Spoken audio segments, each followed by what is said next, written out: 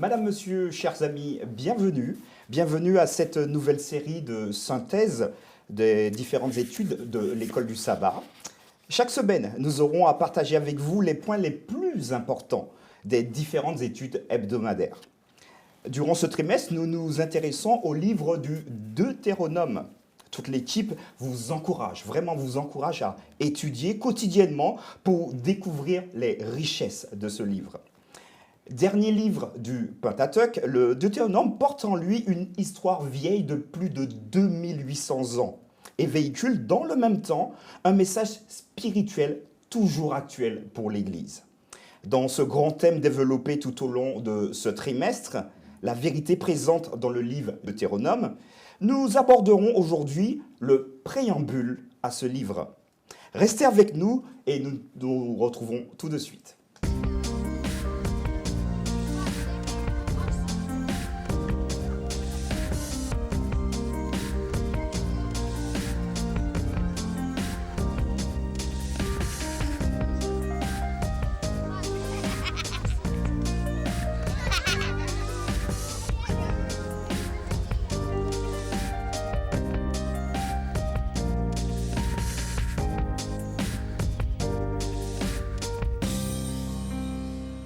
Voilà, pour nous accompagner donc dans cette synthèse, nous recevons donc Ralph Sichern et Jean-Jacques Chaffograc. Bonjour à tous les deux. Bonjour Martial. Bonjour, Martial. Je suis heureux de vous retrouver pour ce temps de discussion ensemble. Voilà, je vous propose donc, chers amis, de commencer et nous allons prier avec Ralph. Ralph. Volontiers. Éternel notre Dieu, nous voulons te remercier pour ton amour. Nous voulons te remercier pour le don de ta parole. Nous en avons besoin, c'est notre boussole. Seigneur, merci pour la leçon du trimestre sur le livre de Deutéronome. Aussi un livre qui parle de ton amour. Aide-nous à bien comprendre. Pour cela, nous avons besoin de ton Esprit Saint. Oriente-nous en Christ. Amen. Amen. Préambule au Deutéronome. Introduction, on a envie de dire également.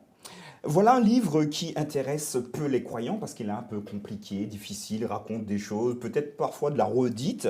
Pouvez-vous nous en faire une introduction, l'un et l'autre, une introduction à ce livre, pour nous parler peut-être de l'auteur, pour nous parler du contexte historique, peut-être la structure ou le message véhiculé par ce livre. Alors, qu'est-ce qui aimerait nous faire une petite introduction, Jean-Jacques ? C'est vrai que le livre du Deutéronome est le 5e livre de la Bible, donc le livre qui a terminé la partie que les Juifs appellent la Torah ou le Pentateuque.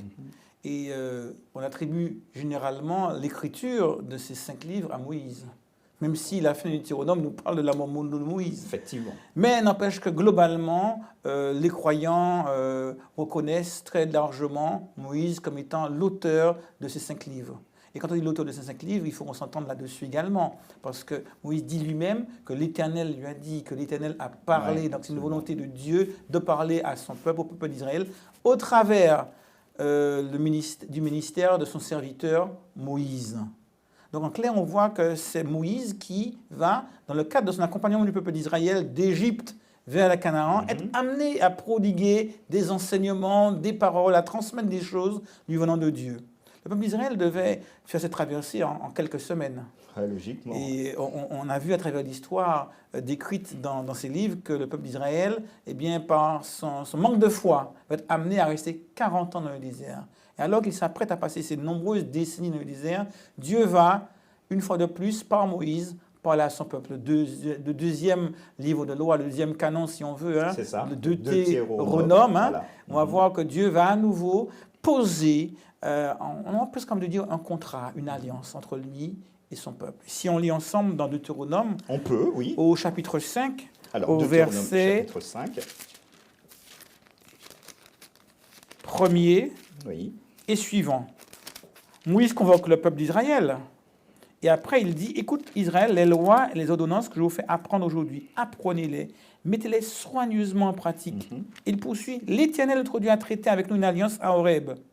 Ce n'est point avec nos pères que l'Éternel a traité l'alliance, c'est avec nous qui sommes ici aujourd'hui vivants. Donc on va voir que Dieu va par Moïse poser maintenant une volonté de mettre en place un contrat. Donc le livre du Deutéronome est l'expression écrite de ce que Dieu attend de son peuple.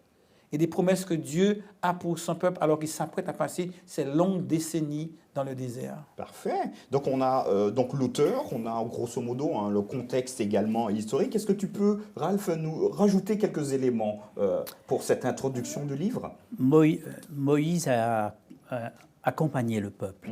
Il sait très bien, et puis il a accompagné le peuple. Il y a eu Sinaï, leur engagement de rentrer dans l'alliance, d'obéir, ainsi de suite. Et puis vient Kadesh Barnea, là où il y a eu la révolte, ainsi de suite. Il y a eu beaucoup de... Ça, c'est pas du tout bien passé. Ouais. Et puis après, maintenant, les 40 ans passés, Dieu dit maintenant, c'est le moment de rentrer, d'aller à cette terre promise. Mais Moïse voit que tout ce qui, en somme, la génération de Kadesh Barnea n'existe plus. Il reste juste Josué, Caleb, Moïse. Les autres sont morts. Mais maintenant, face à cette nouvelle génération qui rentre en terre promise, Moïse en tant que père, Moïse en tant que pasteur, Moïse en tant que responsable, ne peut pas laisser comme ça ces jeunes à dire voilà, bis repetita, si vous allez vous planter, c'est pas mon problème, donc moi bientôt je vais mourir, je suis à la retraite, donc déjà vous pouvez y aller. Non, Moïse responsable va en somme parler à cette jeune population qui rentre, qui doit en somme... ils n'étaient pas au courant de Kadesh Barnea. Peut-être un peu, ils étaient encore enfants, une vague idée. Mais là, maintenant, pour rentrer en terre promise, Moïse, en tant que responsable face à Dieu, face à ce peuple, va essayer d'exhorter, de conseiller. Et d'ailleurs, nous lisons Deutéronome, deuxième loi. C'est à partir de la traduction de la Septante. Absolument. Mais la Bible en hébreu nous parle de « voici les paroles ». Voici les paroles. Paroles d'enseignement, paroles de mise en garde, paroles d'amour venant de Dieu, paroles d'alliance. Ouais, ok, on y est. Donc, dans cet aspect, c'est l'exhortation, l'urgence aussi, c'est que vous allez bientôt rentrer, nous devons nous préparer. Et aussi, c'est qu'il y avait la conquête devant.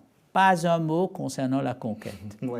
Mais votre relation avec Dieu contre, et Dieu fera le reste. D'accord. Et surtout, ne refaites pas les mêmes bêtises de vos parents il y a grosso modo 40 ans. Merci beaucoup. En tout cas, dans cette étude, nous voyons également une notion de l'amour de Dieu. C'est vraiment, dans le livre du Deutéronome, transpire cet amour.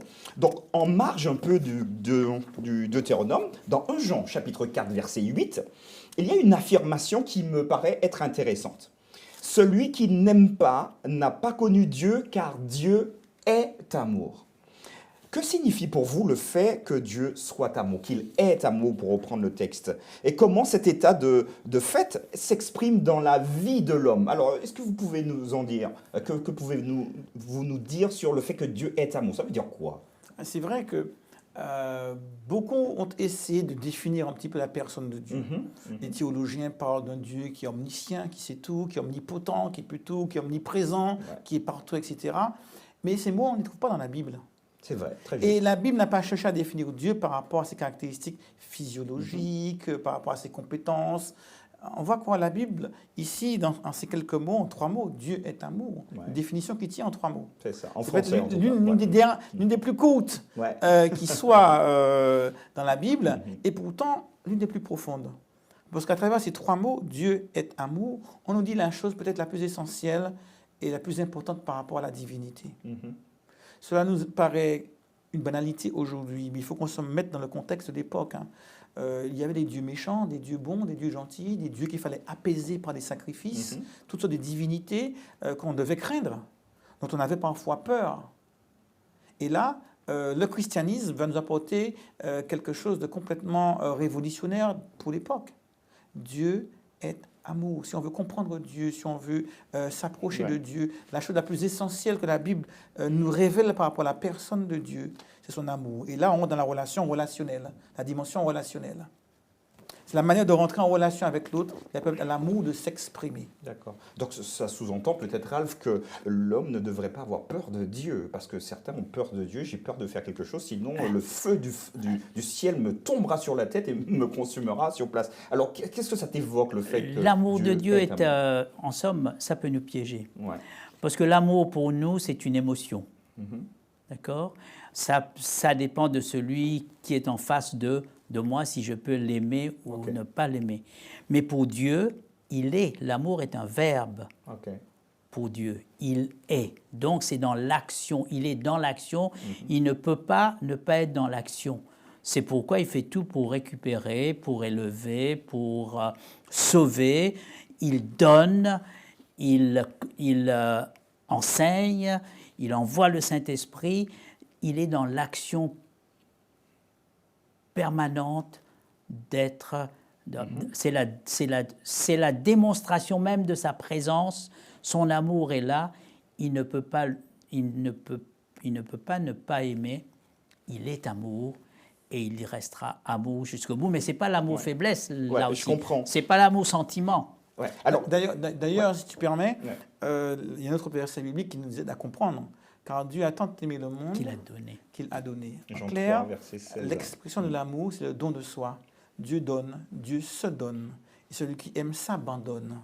Donc le verbe donner exprime bien le fait que l'amour ne peut pas rester là de manière passive, mais me pousse à l'action dans ma relation à l'autre. D'accord. Alors je me mets à la place de peut-être nos amis qui nous écoutent et qui nous disent, qui pourraient se dire « Ouais, mais c'est très bien beau, c'est très bien, c'est beau tout ce que vous dites, c'est génial. » Mais quand je lis le texte biblique, que je vois que Dieu va tuer des gens, il va faire des choses un peu bizarres, est-ce que je peux encore là dire que Dieu est amour? Et est-ce qu'aujourd'hui, en 2021, je peux avoir cette perception de l'amour de Dieu pour moi? Qu'est-ce que vous en pensez en tant que pasteur? Donc, l'amour de Dieu n'est pas un amour romantique, sentimental. Sentimental, que l'amour de Dieu est un amour actif. Donc, il y a un moment où il doit agir. Et parfois, quand il agit, dans la parole de Dieu, il n'agit pas par haine, il n'agit pas par vengeance, il agit pour le bien. Donc, c'est les motivations qui sont différentes, hein, c'est ça? Motivations. Moi, lorsque quelqu'un ne m'aime pas, je ne suis pas motivé de l'aimer en tant qu'humain. Je fais l'effort, j'ai tout, aimer ce qui n'est pas aimable. Mais Paul nous rappelle cet amour incompréhensible pour nous. Lorsque nous étions encore pécheurs, Dieu nous a aimés et il nous a aimés le premier. Et c'est Dieu dans la Bible, à cause de son amour, il fait toujours le premier pas. Et son amour va à l'extrême, il respecte, ça va venir, nous allons développer, juste après, oui, il respecte le libre arbitre de l'autre, il dit, je ne t'impose pas mon amour, mais moi, mon amour est là, quand tu veux, c'est à ta disposition. Merci beaucoup. Tu veux... On a du mal, en tant qu'humain, dans une situation de péché, de chaos parfois, à définir ce qu'est l'amour. Mais la Bible ne laisse pas sans image là-dessus. Christ a tellement aimé l'Église qu'il s'est donné pour elle, qu'il s'est sacrifié pour elle.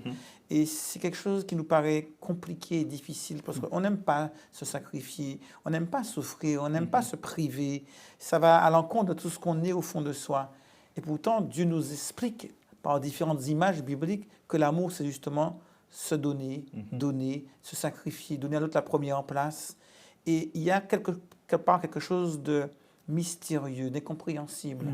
Parce que lorsque je vais au sacrifice, où je vais donner à l'autre la première place, la priorité, eh bien, contrairement à ce qu'on pourrait s'attendre, cela m'élève, cela me fait grandir, cela me remplit de joie. Mhm. Il n'y a pas de plus grand amour que de donner sa vie pour ceux qu'on aime, dit Oui. Jésus. Donc une belle perspective. Hein? C'est quelque chose d'assez impressionnant parce qu'on a l'impression que pour être heureux, il faut avoir, il faut prendre, il faut accumuler, il faut toujours posséder. Et finalement, la Bible nous dit que non, le contraire. Ouais, moi, Et c'est l'inverse, mystérieux, c'est mystique, c'est quelque chose qui va au-delà de la raison humaine. De me débarrasser de ce que j'ai pour aider les autres, de pouvoir vendre ce que j'ai, comme disait Jésus, au jeune homme riche, pour pouvoir obtenir quelque chose de plus grand, de pouvoir donner à l'autre la priorité, c'est ce qui me fait grandir. Ce qui complique aussi la chose, nous ne devons pas oublier, Dieu est amour, mais Satan est aussi là. Il ne faut pas l'oublier, Il celui-là. ne faut pas l'oublier. Si on parle que de Dieu, à ce moment-là, les tentations. Et quand Dieu ne va jamais, en somme, tout à l'heure nous allons y venir, je suis sûr, Dieu pardonne le pécheur, mais Dieu ne justifie jamais le péché. Donc, et Satan nous pousse à la tentation pour après dire, voilà. Votre Dieu, il est comme ça. D'accord. Alors, nous allons y Ça, revenir. c'est le conflit cosmique. Ouais. Alors, je vous propose de lire un texte avec moi qui se trouve dans Genèse. Genèse, chapitre 2. Alors, nous revenons donc dans la création, et c'est très beau hein, comme texte, Genèse chapitre 2, verset 16 et verset 17. Donc là, le texte parlera donc du Dieu créateur, et verset 16, donc Genèse chapitre 2, pour nos amis qui nous suivent.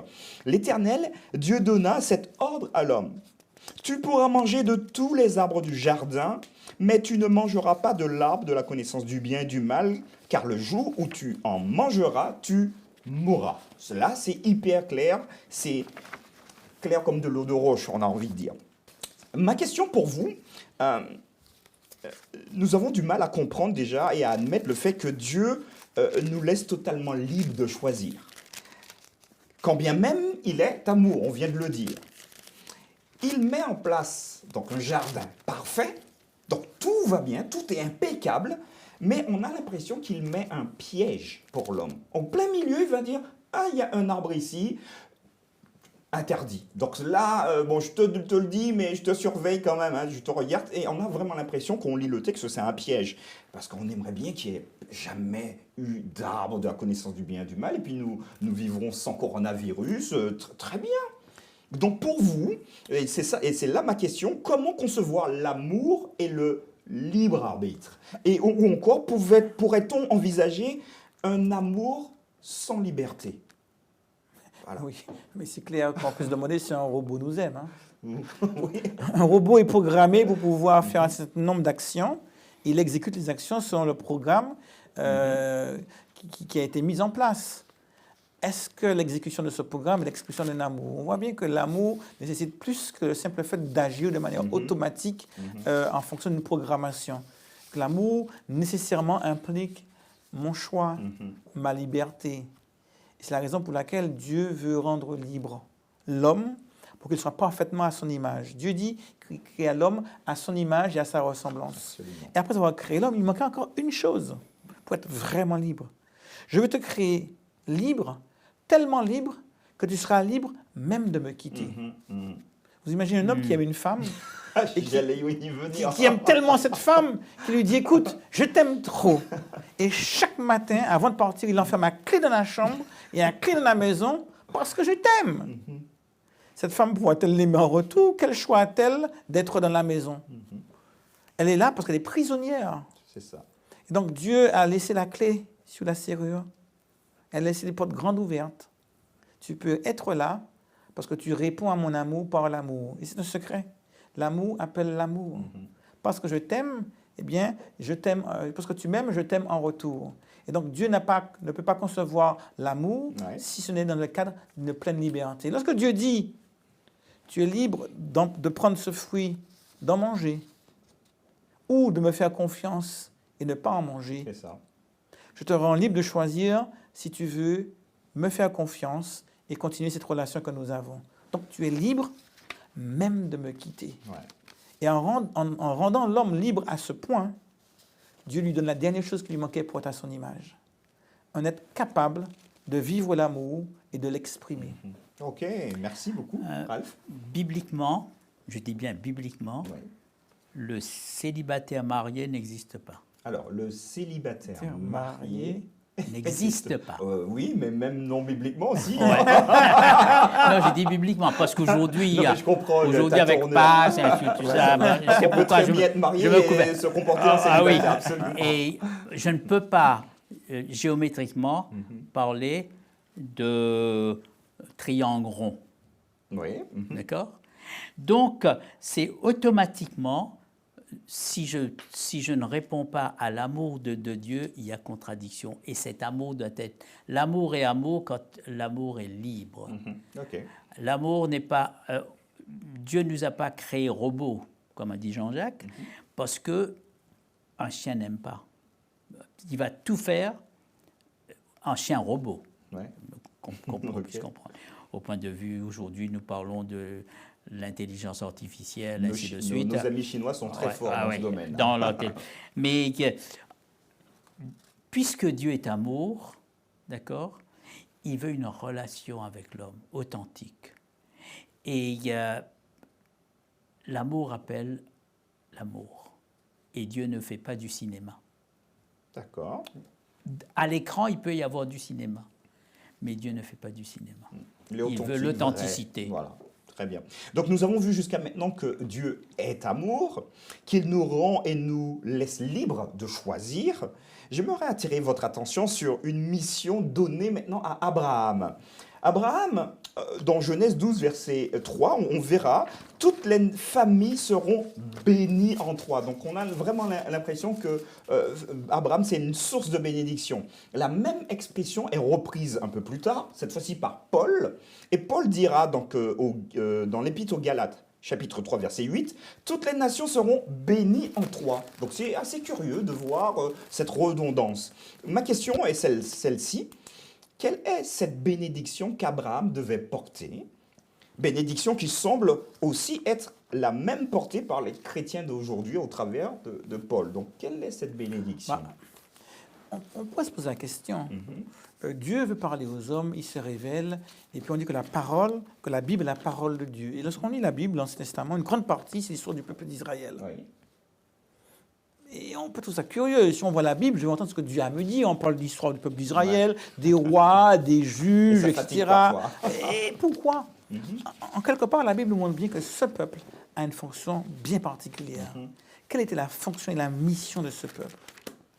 Dieu fait cette promesse à Abraham, à son fils Isaac, à son petit-fils Jacob, à Israël en son ensemble. Et même Paul parlera de tous les chrétiens comme de l'Israël spirituel, héritiers sont la promesse, etc. Vous tout ce qui est en Christ, vous êtes héritiers sont la promesse, comme une sorte de continuité. C'est ça. Et c'est vrai que Dieu a fait quelque chose d'extraordinaire. Dans toute l'histoire de l'univers, Dieu a fait un truc d'extraordinaire. Dieu s'est incarné, il est devenu homme en la personne de Jésus. Et pour ce faire, il a suscité, il a bien fallu qu'il le fasse dans un environnement social particulier, dans une culture en particulier, et qu'il soit né d'une femme. Oui. Et donc, c'est à travers la descendance d'Abraham que Dieu va se révéler au monde, en la personne de Jésus. Le mystère de l'incarnation. Et ce Jésus, Dieu fait homme, va révéler au monde, et pas seulement à notre monde, mais à l'univers tout entier, qui est Dieu, son amour pour chacune de ses créatures, sa capacité à aller jusqu'au sacrifice pour sauver et racheter une humanité perdue. Donc à travers Abraham et sa descendance, et l'incarnation de Jésus à travers ce peuple, eh bien Dieu va permettre à l'ensemble de l'humanité de bénéficier de l'amour de Dieu, du sacrifice de Jésus et du salut qu'on peut obtenir en sa personne. C'est la raison pour laquelle toutes les familles de la terre finissent par être bénies par ce projet, ce programme que Dieu a mis en place pour que Dieu puisse s'incarner en Jésus-Christ. D'accord. Et ça peut se résumer, justement, le développement de Jean-Jacques se résume dans Galates 3, le verset 8. Ainsi, l'Écriture prévoyant que Dieu justifierait les païens par la foi, a d'avance annoncer cette bonne nouvelle à Abraham. Toutes elles seront bénies en ton nom, toutes les nations, ainsi de suite. au verset 9, « Ainsi, ceux qui croient sont bénis avec Abraham le croyant. » Ceux qui croient. Hein. Ouais, ceux qui croient seront bénis avec Abraham le croyant. En somme, il a accepté, dans l'Épître aux Hébreux aussi, hein, on parle de cela lui fit imputer à justice. Donc nous rentrons dans la justification par la foi. Dieu ne peut pas justifier quelqu'un sans la foi, et puis après il ne peut pas justifier quelqu'un après ne pas attendre la fidélité de celui qui l'a justifié. On voit donc bien ici que lorsque Dieu s'incarne et devient chair en la personne de Jésus, ce n'est pas une question juive. C'est une question qui concerne l'humanité tout entière. Toutes les nations de la terre sont concernées par ce salut en Jésus-Christ. C'est pour ça que le christianisme n'a pas une mission liée simplement à un peuple. Et les premiers disciples, bien qu'étant tous juifs, ne se sont pas contentés de prêcher aux juifs de l'époque. Mais ils ont prêché à toutes les nations de l'époque. Parce que tous les peuples sont concernés par ce désir divin de sauver l'humanité. On le voit d'ailleurs dans Actes des Apôtres, les premiers chapitres. D'accord, merci beaucoup pour ces éléments. J'aimerais quand même que nous puissions aborder une dernière question qui me semble être essentielle. Je vous invite à lire avec moi un texte qui se trouve dans Exode, chapitre 19. Donc, chers amis, vous qui nous écoutez, vous pouvez également suivre avec nous. Exode, chapitre 19, à partir du verset 5 jusqu'au verset 8. Et ce sera donc ma dernière question pour vous. Je vais lire, donc Exode, chapitre 19, à partir du verset 5. « Maintenant, si vous écoutez ma voix, et si vous gardez mon alliance, vous m'appartiendrez entre tous les peuples, car toute la terre est à moi. Vous serez pour moi un royaume de sacrificateurs et une nation sainte. Voilà des paroles que tu diras aux enfants d'Israël. » Moïse vint, appeler les anciens du peuple, et il mit devant eux toutes ces paroles, comme l'Éternel le lui avait ordonné. Et écoutez ça, c'est important, verset 8. Le peuple tout entier répondit, nous ferons tout ce que l'Éternel a dit. Moïse rapporta les paroles du peuple à l'Éternel.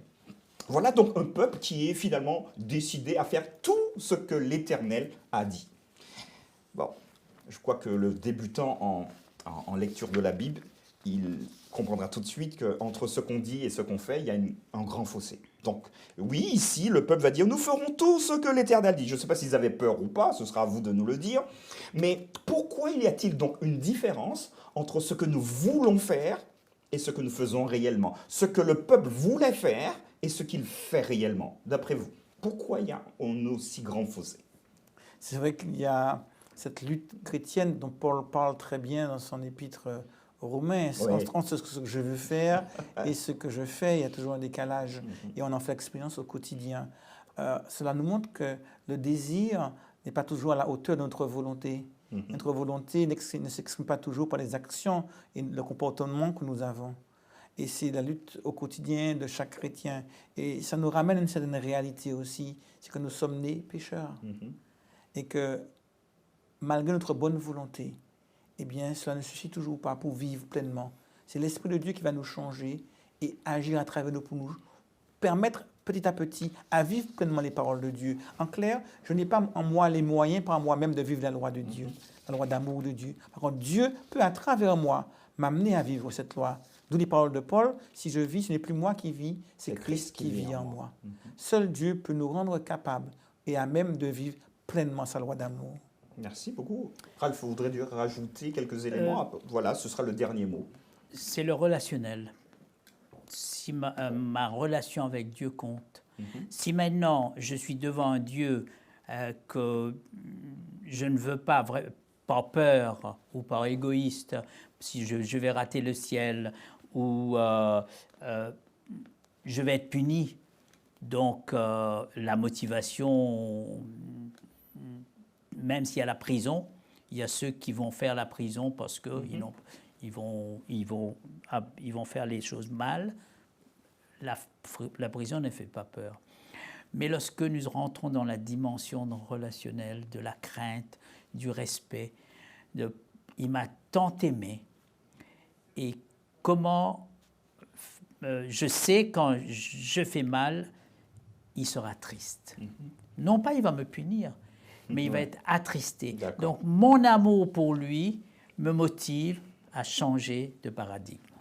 Ça marche. Merci beaucoup en tout cas à vous deux d'avoir été présents avec moi pour finalement jeter les bases de cette introduction, hein. Donc nous avons vraiment vu une introduction au livre du Deutéronome. Chers amis, nous vous invitons encore une fois à continuer à étudier le texte. Ici, c'était quelques éléments pour vous donner l'envie d'aller plus loin. Nous vous disons à très bientôt pour la suite. Merci.